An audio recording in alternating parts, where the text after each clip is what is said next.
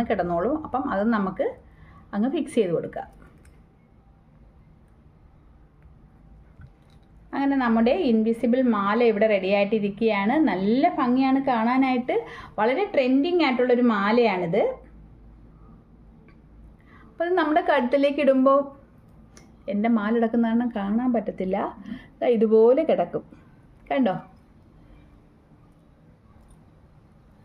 അപ്പോൾ ഇതുപോലെ കിടക്കും. നല്ല ഭംഗിയാണ്. നമ്മളുടെ നല്ല ട്രെൻഡിങ് ഡ്രസ്സൊക്കെ ഇടുന്ന സമയത്ത് ഇങ്ങനത്തെ ഒരു നെക്ലസ് ഉണ്ടെങ്കിൽ നല്ല അടിപൊളിയായിട്ടിരിക്കും കേട്ടോ.